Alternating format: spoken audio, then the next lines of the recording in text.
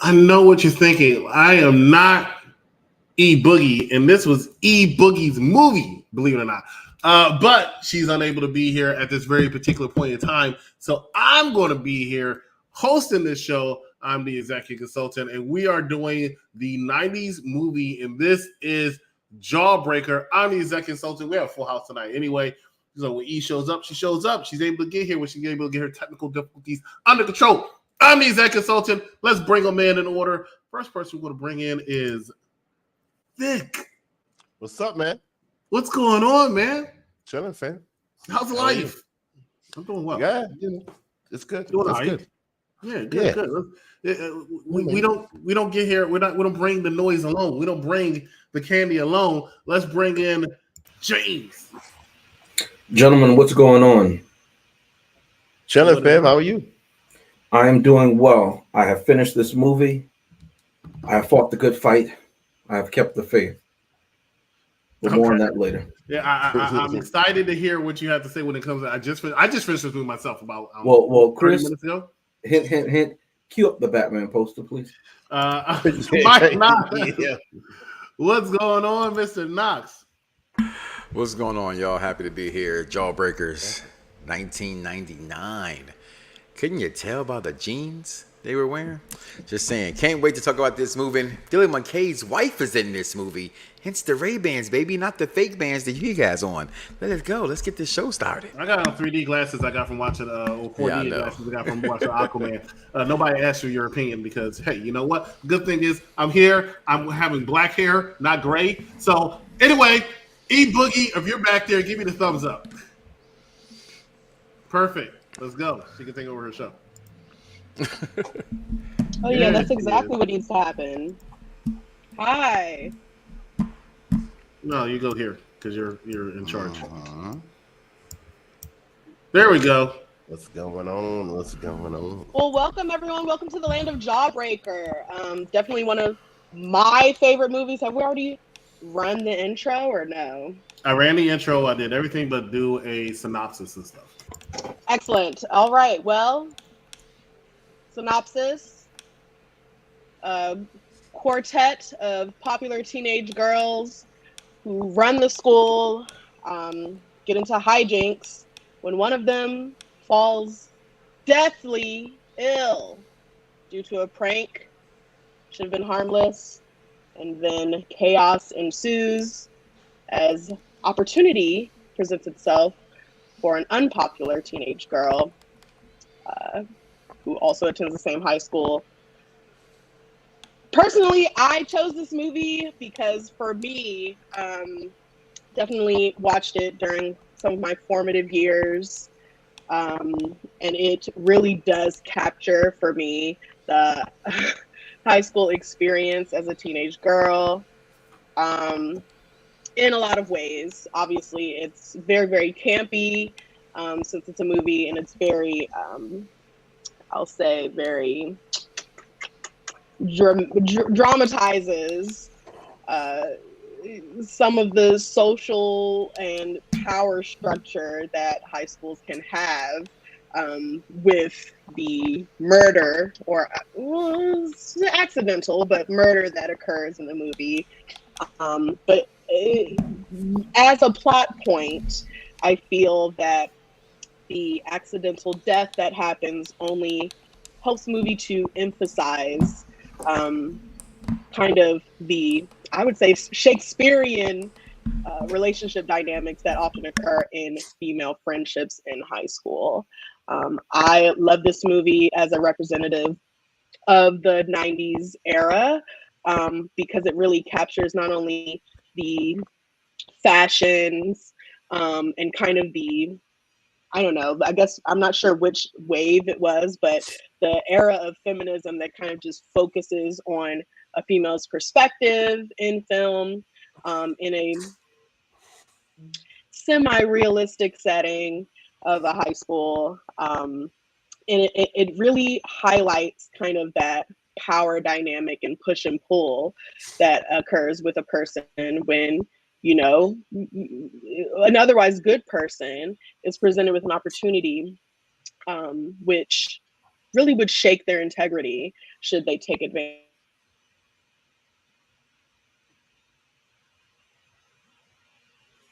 Uh-oh. I want the knife. A lot of things are being taken advantage of Please. today. Ladies and gentlemen, let's go ahead into it. Let's talk about some good and some bad while E-Boogie fixes the internet. We're going to start off with Vic. Vic, did you see this movie? Did you see the trailer? What you see? No, I saw the movie. All right, you saw the movie. Yeah. What were some things What that you liked? you want, Vic?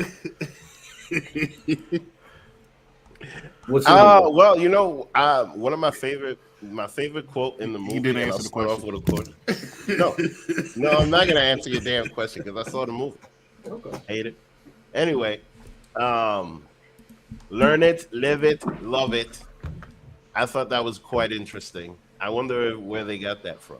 Another thing is that I feel like the movie Mean Girls got inspired by this movie because there's just a lot going on. It felt like a little bit of Mean Girls with a little bit of Weekend at Bernie's and a little bit of I Know What You Did Last Summer. So it was all over the place. I mean, it dragged out in the beginning, but then once like all of the action started happening, it kind of kept me captivated. I mean, it was 90s cheese, so that was interesting. But you know, it really brought me back because I remember Jawbreakers. And I also wonder if this movie actually led to like them stopping to make Jawbreakers. Because I mean, it really was the thing. Like you had to sit there and eat that candy for half an hour, sometimes even longer to get it to go down because it really was a Jawbreaker. And the fact that the girl suffocated, you know, with a Jawbreaker, like that was just ridiculous. So yeah, I mean, this thing was it was pretty interesting, you know. And you know, the girl with the black hair, I forget her name. You know, I've never seen somebody so manipulative in my life. And I gotta be honest with you, like I felt bad for the guy with the ice cream cone. Like that scene was just ridiculous. I just felt bad for the dude. And then when you find out what she was really doing, like wow, like she literally was ready to frame this dude and try to make him be like the rapist. That was just crazy. I mean, this girl was just evil. All kinds of evil. But it made her a really, really good heel, and it made you just want to see what the hell What's she a was heel? doing next. A bad person. Okay. We're not wrestling. Yeah, sorry. Yeah, no, I mean it was interesting, you know, and in the beginning it kind of dragged, but then after a while it was like, huh, okay. Not bad. I was entertained.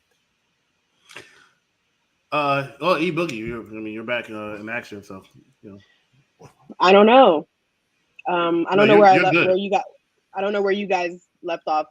Well, you saying, were in the but- middle of your synopsis, and then when you froze up, we just kicked it to Vic to tell his best stuff, worst stuff, so to speak. Gotcha. Let me tell you something. I love your background. I just think it's very good. I just wanted to say that. Thank you. Anyway, I'm just going to kick it back up to you. Oh, well, essentially, I feel like it captures a lot of kind of the power struggle and the kind of Shakespearean dynamic that can happen as a teenage girl in high school in a girl group or girl gang, if you will, especially coming from a group who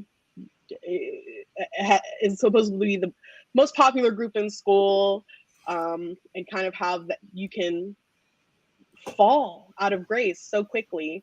And rise to power so quickly, depending on the ultimate power, which is knowledge, which can include secrets.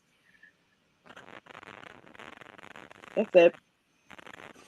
All right, James, if you like to go into some of your what you like, what you didn't like, I would love to hear it. It won't be a long segment.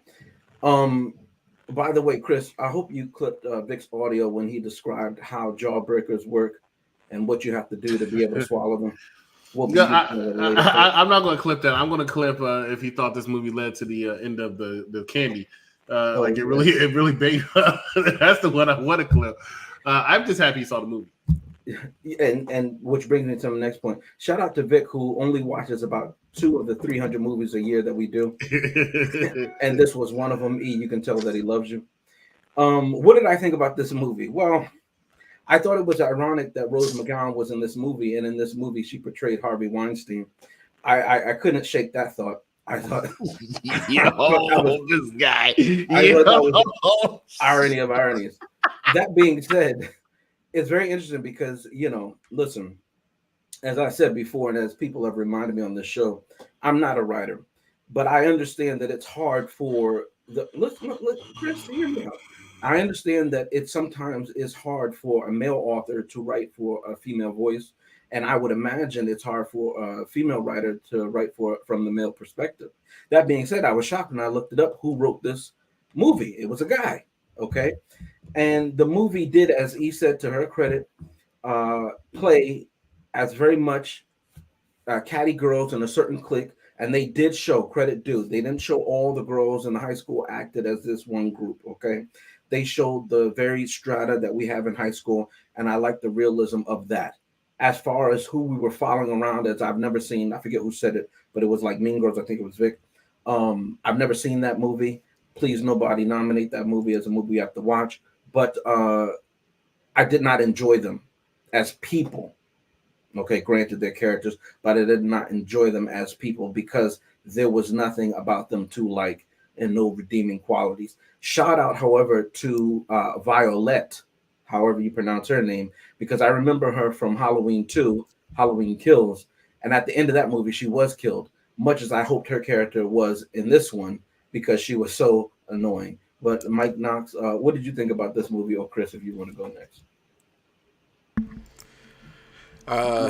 Tribute to the 90s. Vic did paint this picture pretty accurate to me, and just where the movies were with I Know What You Did Last Summer and Scream. And to me, this was this whole genre of movies that came out at this time, that whole Freddie Prinze Jr., they all had those collectively clicky kind of groups, movies that came out like She's All That, which was also a remake of an 80s movie, She's All That, which I personally thought that was a better movie, the remake, the original. This movie, honestly, I remember watching this movie in a movie theater. I was fresh out of high school when this movie came out in '99. I'll never forget it because it was like watching that great episode of Friends. If you ever watch Friends, I'm sorry, guys, earmuffs. It's just headlights everywhere. And this whole movie, including the picture behind E right now, was just headlights everywhere through this entire movie. This movie was a sex magnet of a movie. Like, I felt like I was watching a great episode of AEW Wrestling. For those who are wrestling fans, there's nothing great about that company but their women. That was this movie. And that's how I felt watching this movie. I was just like, okay, whatever you say, Dylan McKay's wife. Okay. And that's how I felt about this movie. Shout out to, and I thought it had some great parts. Vic brought up the popsicle scene. That was hilarious. I loved how cocky she was. Like, hey, you want to be on my kink? I need you to go ahead and suck on this popsicle right now. You like that, don't you? Dudes that to girls all the time. It was hilarious, flipping. And I just say a man wrote it, James. I'm going to look that kind of stuff up, too. That is kind of crazy that a guy wrote this movie. But hell, Neo wrote To the Left for Beyonce, so go figure. But more to talk about this movie later. Executive consultant of the Cat's Meow, as he is today. Your thoughts? I chose the Cat's Meow because that's how I feel like I should always be, referred to as. Besides the executive consultant, I am the Cat's Meow, right? Hey, let me tell you something. Let me bring some quotables from this movie. There's only one quotable that's really good for me in this movie. That is Peachy fucking King. And I usually scold people who use the F word on this show, but I'm going to say it again. Peachy fucking King. I love that phrase. I don't know why. I want to start saying it from now on. You can type whatever you want. But let me tell you something. Shout out to E Boogie and for Mike Knox for wearing these glasses. One, right, because it's always good to wear a pair of glasses on the show. Two, because I can see when you switch screens and not looking at the StreamYard.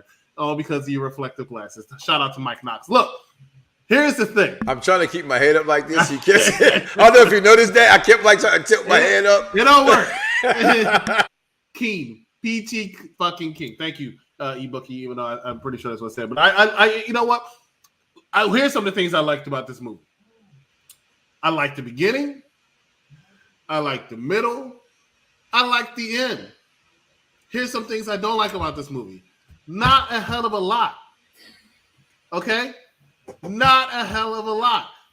I liked every scene. I always enjoy seeing Pam Grier on my screen, especially around that time. I had the biggest crush on her when I was growing up. but not a freaking lot in this movie upset me. I thought the movie had a good heel. Shout out to Wick, villain in this movie, right? I thought it had a good story. I liked every scene. I thought the scene that Mike Knox just mentioned was very big shout out earlier, but was very effective what it was doing. Her mentality and the fact that they blended a lot of scenes together so you can see what other people are thinking at the same time that they realize what is happening in the movie, I thought was really, really good. I like the confliction of certain characters who were involved, but say, hey, you know what? Maybe we're going too far. I like the maturation, but understand what I mean by the word maturation of whatever that woman's name is to Violet. I forgot her name before. It was irrelevant, right? Go ahead and make a note. I really, really, really did enjoy those particular scenes. But is it enough to have it beat the Batman? That's the question when it comes to the cat's meow. And we're going to talk about that after we discuss what we're going to do next Tuesday in the new year. Happy New Year, ladies and gentlemen, coming up. Stay with us. You're watching. Oh, no. E-Boogie, did you want to talk about some stuff? Yeah, I'll talk a little bit about it. Yeah, go ahead. What do you think? Again, I'm not sure what all you all captured before I disconnected, but I feel like this movie. Okay, gotcha. This movie had a lot of power players in it. Pam Grier was mentioned, Rose McGowan, Judy Greer is Violet, formerly Mayo. Fern Mayo. Fern Mayo. Yes, thank you. And I think Rebecca McCabe. Is it McCabe? What's her last name? Rebecca Gayheart. Gayheart. Yes. Rebecca Gayheart. Also a big time scream queen in the 90s movies. Anyway, this movie itself, I think it goes without saying that it does pull from a lot of other movies. Carrie being a prominent figure, I think, for this movie, or influence rather. And just pretty much any movie that has kind of a power dynamic in a group of teenagers, teenage friends rather. I love the skewed perspective of it being young women. I love that because it's set in the 90s, there's a lot more kind of ferocity with these young women and kind of like ownership of their sexuality, ownership of how they present themselves, ownership of kind of not the best characteristics that humanity has to offer. But I think that really is part of this movie's strength. It's not trying to redeem itself. It's not trying to redeem humanity. It's actually trying to show the human condition and kind of how the affect of opportunity presenting itself when you are a person with integrity and kind of you losing that when you're given this kind of leg up, despite what you might have been raised as or the type of person you've been all your life. Fern, for instance, she just sees this chance to become someone that she's always envisioned would escape her, and she could never be. She could never be popular. She could never be admired or adored. And once that opportunity presented itself, she definitely took advantage. Of course, toward the end, she does. Well said. Ladies and gentlemen, we'll find out what we're going to review on Tuesday. We come back, E-Boogie, we back. Stay with us. You're watching Unpopular Review. I want to thank you very much for coming to the official Mitch Martin Freedom Festival. He is a very successful, very disease-free gentleman standing by the minibar. From DreamWorks Pictures. We are officially starting a fraternity. This is my house. I heard you guys are starting up a fraternity. Who told you that? I want in. Half these guys don't even go to the school. I promised my wife I wouldn't drink tonight. Yeah, I'll do one. We're gonna do what? We're good streaking! You may be asking yourself, why is this cinder block tied securely to your Earmuffs.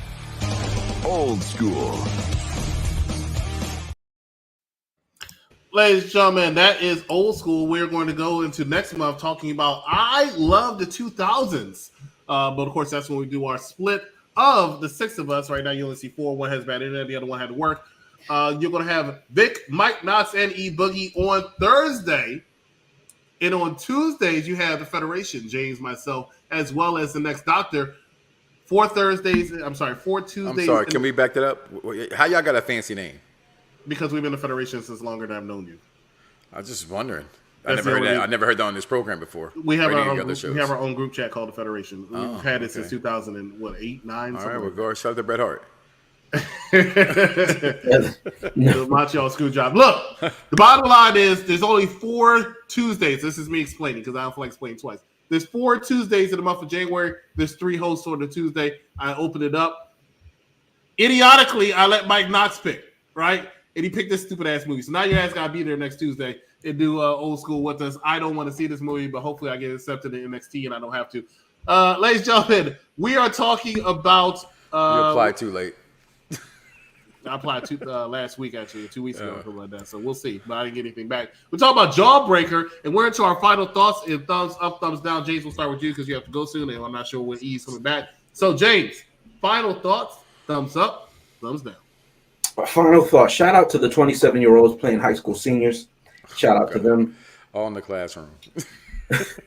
Shout out to a movie full of followers and idiots. I could not relate to anything in this movie. Also, shout out to the 19th Amendment, ratified in 1920, which gave women the right to vote. Not all women, some. And just like in this movie, they couldn't stick together or work together. And ladies and gentlemen, and Vic, this is for you. This is why Hillary lost. Because women can't stick together to save their lives, literally. Yeah. Why someone thought to shove in and by the way, the Jawbreaker kept shrinking because the one that Pam Grier had that she banged, Vera Cruz, or Acapulco as she's known in the streets, that she banged on the table was much smaller than the gag ball that somehow fit in between the girl's teeth and in her mouth, and then she was able to swallow whole in her throat. Yes, girls who are supposed to be smarter and mature, greater than boys, regularly kidnap their friends, shove them in trunks, and then keep their bodies in there in the hot California heat. Southern California heat. Yes, girls who, even though you know that they committed murder, they don't say to themselves, hey, why don't I flip the script and I'm telling on you because you actually killed her and I had no idea you did that, nor any foreknowledge of it. Let me get this deal. Shout out to the police who, as we all know, this is the truest thing and the most real in this movie, who literally did nothing after the girl was found on recording confessing to the murder of another girl who also had money. Shout out to them. Shout out to Violet, who somehow could always get this nice stingray, yet she was considered less than the other ones who were, what were they riding, a Sebring? I couldn't tell. Anyway, shout out to this movie that made no sense. And thank you, E, for not being on the show, but making me have to watch this movie. Oh, Chris, can you put up that Batman? I didn't give my vote. As always, I rate these movies as to whether or not I like them more than the Batman. I love the Batman. Since when? Put that thumbs down, please. Thumbs down all the way.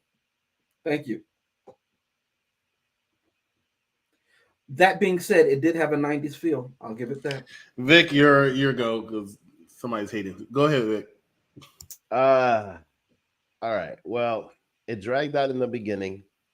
And then it got interesting. It definitely brought back some memories. I mean, I had heard about this movie before, but I never saw it. And it was funny. I'm not gonna lie, it was. The Cleopatra girl, she was just vicious. And it just made you wonder what the hell she was gonna do next. A lot of things didn't make sense. And certain things were all over the place.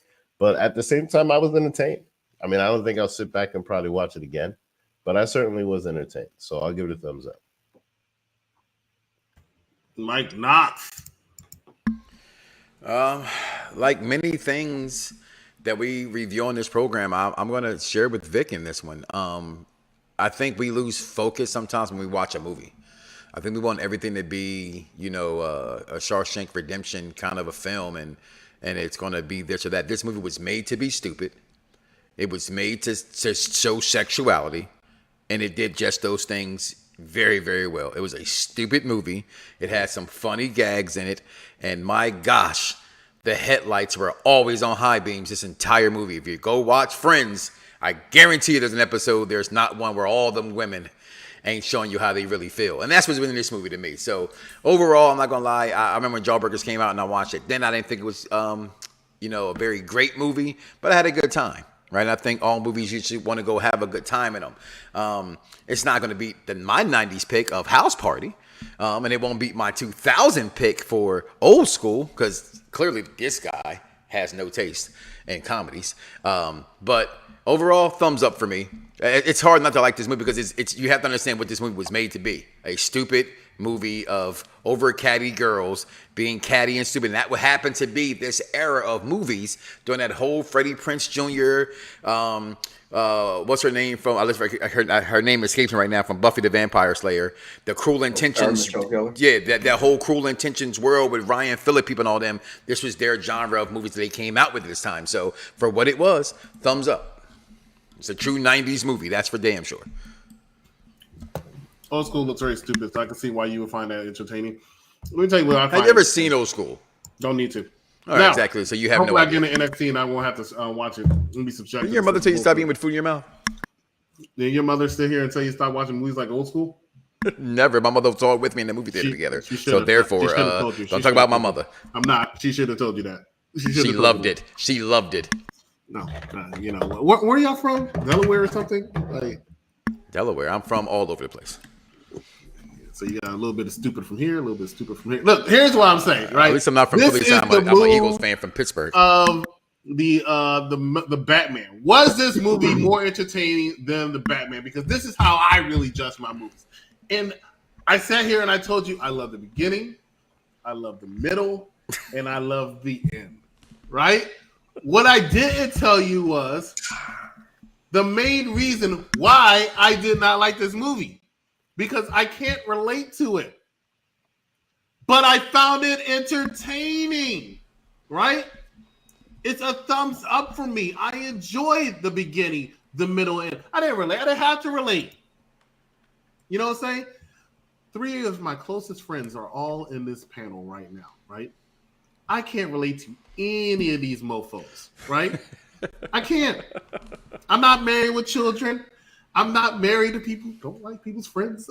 Right? I'm not married to that. You know what I'm saying? And I'm not married to someone who doesn't really go out, walks the slowest I ever seen, but speeds like a bat out of hell. Never seen it before. I can't relate, but I love each and every single one of these 3 people right here. No matter if you're from New York, no matter if you're from the Mexico of Maryland, or no matter if you're from the cesspool of every single United States zip code in this country, I love you, and I love this movie. It was entertaining. I enjoyed it. Thank you for picking this. Outside of my movie, I think it was my favorite movie from the 90s. I actually enjoyed it better than House Party. I'm sorry to say it. So, oh wait, I'm sorry. I kind of feel like I didn't give this movie a fair shot. As I said, sure, Pleasantville. No, listen, I still think that's the best one.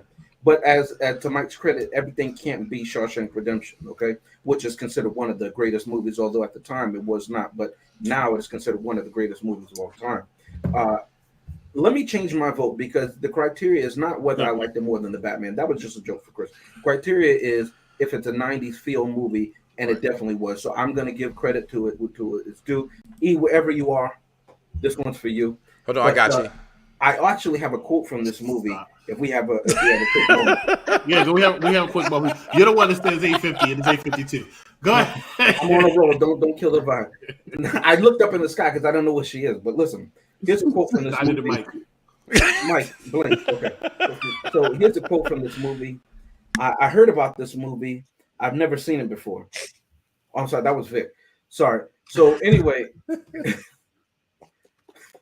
for the Federation, for the Thursday crew, B, this was Jawbreaker. For E, who couldn't be here. For everybody else. For that author, you know who you are, and I hope you still watch. Dylan McKay, rest in peace, baby. That's not who I was referring to.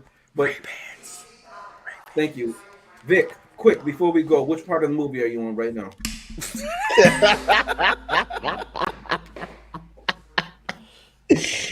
Yeah, you stupid, man. Ladies and gentlemen, join us next Tuesday. And also make sure that you pay attention every single day, almost, except for today. Probably double up tomorrow. The What If episodes in the Marvel series on Disney Plus. Looking forward to that. In the meantime, next Tuesday, I now call that Tuesday the Dynamite Show, and that Thursday the Collision Show. Ladies and gentlemen, thank you so much for watching us here at Unpopular Review, and we will see you right here next time. Good night, everybody.